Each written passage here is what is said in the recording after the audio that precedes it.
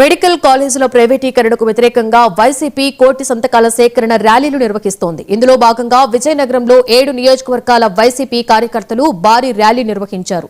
ఈ కార్యక్రమంలో ఎమ్మెల్సీ బొత్స సత్యనారాయణ పాల్గొన్నారు. ఈ సందర్భంగా ఆయన మాట్లాడుతూ ప్రభుత్వ పరిపాలన గాడి తప్పింది అన్నారు. ఆరోగ్యశ్రీకి తూట్లు పొడిచారని విమర్శించారు. మెడికల్ కాలేజీల ప్రైవేటీకరణ నిర్ణయాన్ని ప్రభుత్వం వెనక్కి తీసుకునే వరకు ఈ పోరాటం ఆగదని స్పష్టం చేశారు. చంద్రబాబు నాయుడు గారు చెప్పిన మాయ మాటలు మోసం మనకి పెద్ద ఎత్తున ఓటు వేశారు. ప్రజాస్వామ్యంలో వచ్చిన తర్వాత ప్రజలకు ఏం కావాలా, ప్రజలకు ఏం కోరుకుంటున్నారో ఆ కార్యక్రమాలు చేయాల్సిన ఆవశ్యకత ఆ ప్రభుత్వాలకు ఉంటుంది. దురదృష్టం ఇవాళ ఈ కార్యక్రమం చేస్తున్నామంటే ఇవాళ ఇప్పుడే నాకంటే ముందు మాట్లాడిన ప్రభుత్వం కానీ జనసేన కానీ కోటి సంతకాలు పెట్టించామంటే ఇదేదో వైఎస్ఆర్సీపీ పార్టీకి సంబంధించిన కార్యకర్తలు పెట్టిన సంతకాలు కాదు.